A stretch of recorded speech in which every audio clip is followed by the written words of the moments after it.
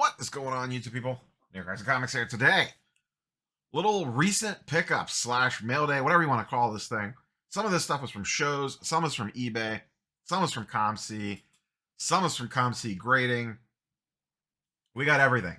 I got some baseball, basketball, Marvel. We got raw cards, all sorts of nonsense. Let's just go ahead and dive straight into it, and I'll kind of walk you through my plan on some of this stuff. One, as I've talked about in the past, I've built up a decent amount of ComC credit, and I've been trying to cherry pick some singles off there on some stuff. One of the things that I did a while back, and he's just been sitting there waiting to have him shipped home. I tried a little raw grading on some of these decades from the 80s and 90s. This is from 2020 Marvel Ages. I really like this Venom and Spider-Man card. I was hoping these would 10. With ComC, it's always a little tricky to see stuff. I've had decent success. So I got 2 9s and an 8. These cards just look absolutely fantastic. So I ended up, since they didn't 10, I had them shipped home. And what I'm going to do is save them for the next time CGC does a McFarlane signing, because I think these would look really, really good signed. The Spider-Man's okay. It's actually the Venom card that I love the most. Just a fantastic looking card. Really cool design with great McFarlane artwork. So the plan is I'm going to hold on to all 3 of these.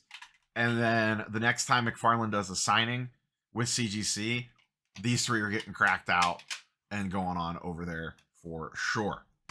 So that's those. Next, I picked up some raw cards. Little Jason Chourio action. And one of the themes of this entire video, I've been doing a lot of baseball prospecting, specifically with local guys. So Indians prospects, very specifically Indians prospects. They have a very loaded minor league system right now, and I've been trying to, pick my spots and pick up guys. Some of this stuff I've been sitting on for a couple of weeks. Some stuff I bought when prices were on the upswing, because some of these guys have gotten kind of hot. Jason Chourio, this is Jackson Chourio's brother, for example. His stuff, he had a really strong week, and he's been playing really well this entire minor league season. These really, really jumped up like a weekend or so ago. And when I was at my local show, I was specifically looking for Chourio's stuff to see if maybe people hadn't adjusted prices yet, or maybe they just didn't realize how hot that he was. So I picked these up. The dealer had he had one in the case for 30, and he said, I actually have another one. And I said, would you do both for 50? Or I said, what would you want for both? And he said 50. So I snagged both of these. I haven't even looked them over yet to see if they're going to go in for grading or not. Maybe depending on how long this video runs, we'll pull them out at the end and give them a quick little look-see. But I could probably actually do okay just flipping these raw. I think these have jumped up to about $50 last time I looked. I'm recording this on Friday, May 3rd. I wanted to get it recorded because I'm planning on taking some of this stuff with me to the Washington, PA show and potentially to Card Collector 2 Trade Night. So I wanted to make sure I had everything documented before that went down. Next up, pick this up on a ComC auction. This is a 2018 Topps Update Juan Soto hands on hips in a PSA 9. This is his SP. He also has the SSP with the Gatorade bath. I've always really liked Soto as a player. I hate that he's on the Yankees now.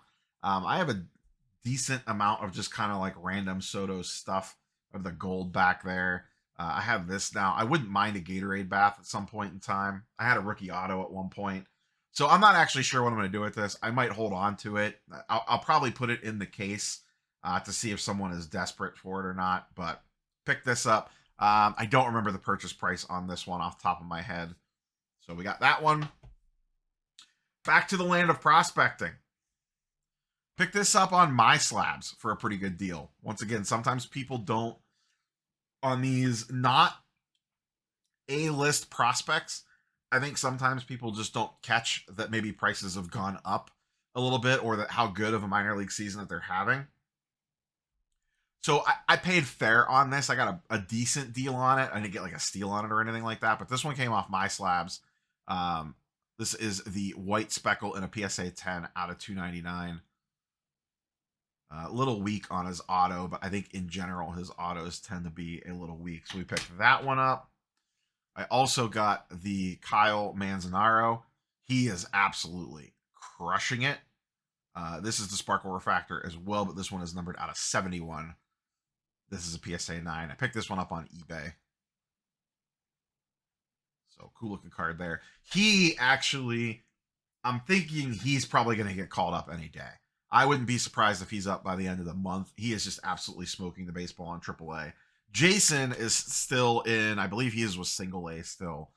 So he's got a while to go till he comes up. But Kyle's actually pretty close. We'll save that big boy there for last. Another Churio. This one was on MySlabs as well. PSA 10 base. Actually, you know what? I mixed this up. This one came from eBay. This one came from MySlabs. I think I picked this up for $100, which was a pretty solid deal at the time that I bought it. Just a base PSA 10 auto. I wouldn't be surprised if I moved this weekend.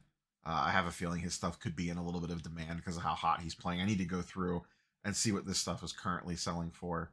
But we picked this one up. Another eBay pickup. Ralphie Velasquez. Young kid, also on single A. This is his refractor in a PSA 10. So this is out of $4.99. Absolutely crushing the ball as well. Has huge power potential. So hopefully this works out. If you remember, I did this a few years back with George Valera and Jokenzie Noel. And those are still incomplete, but it's not looking good. Valera's been very injury prone, and Noel's just not been able to crack the big league roster because he strikes out a ton. So we picked this one up as well. The thing with these are this stuff moves so easily locally. So this is an angle on playing into the local market. And last but not least, we picked up a Lebron rookie refractor in a PSA 9. This was also a ComC purchase. I won this at auction for, I think it went for around $1,100 or $1,200, which is strong. They usually go for $1,000-ish. So I had to pay up a little bit for this one. But I think what happens is that people get a little fast and loose if they're buying with ComC credit. Because people are probably like, I just imagine everyone has the same kind of thought process I do. As I would rather pay strong and get a card that I want than deal with the cash out stuff. That's just me. That's my mindset. So did I pay 5% over what this card typically sells for? Yes. But by buying a card, it's less of a hit than doing the cash out fee plus, you know, if you're generating income and all that nonsense. So I paid a little strong for this, but LeBron rookie refractor from Topps Pristine. This is numbered out of 1999. I'm not going to tuck this away or anything. I'll probably actually put this in the trade bait case just to see if something rolls in or have it as ammo for something bigger. I'm not going to actively seek out to move it, but great looking card. Really nice shine on this, as Elite Co 3 would like to say. So happy to tuck this one into the, I don't want to say PC because like I said, this card could potentially be available if the right deal came along. But I will gladly be the caretaker for this card for a little bit. Let's look over. Let's see. We're running at about 8 or 9 minutes. Let's just take these out and look them over real quick and see what we can see. I'm bad about, well, actually, I have a PSA 10 sitting right here.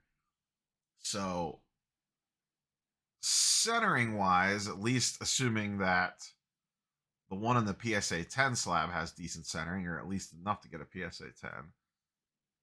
I'm using this edge because that's where the edge is on it. Looks okay. This one's a little thin on the bottom.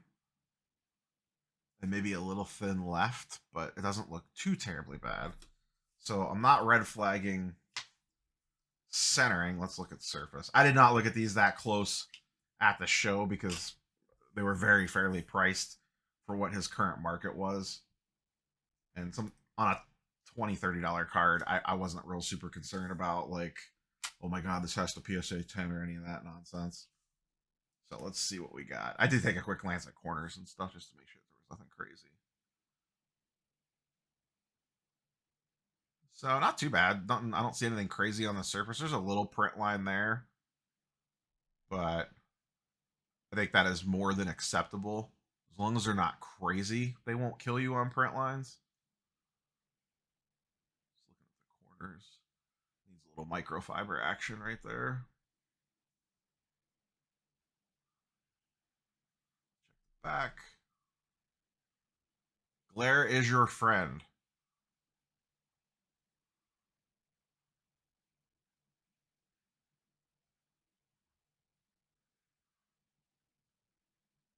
Yeah, that doesn't look too terribly bad. I don't know where my microfiber went.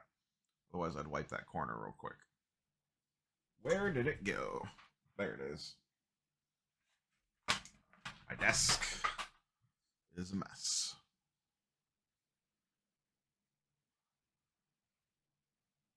Actually, it might just be part of the card design. They don't look too bad. Yeah, other than that print line right there, I don't think that looks too terribly bad. So we'll probably send that bad boy. Let me get... I don't know about you, but whenever I take a card out of a penny sleeve, especially when it wasn't my penny sleeve to begin with, I almost always re-penny sleeve it. Let's take a look at this other one real quick. And we'll wrap this puppy up. Yeah, that corner kind of looks the same, so that must just be part of the card design. So the same thing. We got a little print line there, but nothing crazy, as I just put a fingerprint on the card.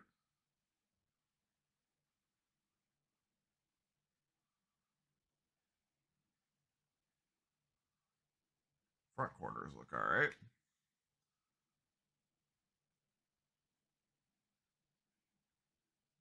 A little something there.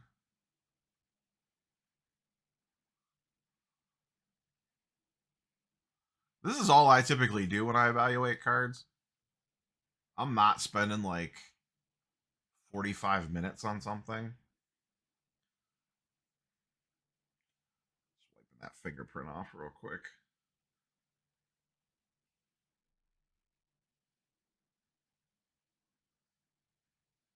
I'm also looking at it. So I cheat a little bit. I have my monitor in front of me. So I'm looking at the card underneath the camera. And I'm also looking up at the screen to see if there's anything that I'm missing, because the camera's getting a slightly different angle than my eyes. So I almost use the camera as a magnifier. So I'm gonna lay this down flat once the video, and then I'll give that a little bit of a firmer wipe with the microfiber. That stuff seems to be wiping off. Like I said, part of it could just be the card design. I think what's happening is my finger is leaning over the side of the card and goobering it up. But so that's that bad boy. That will go off.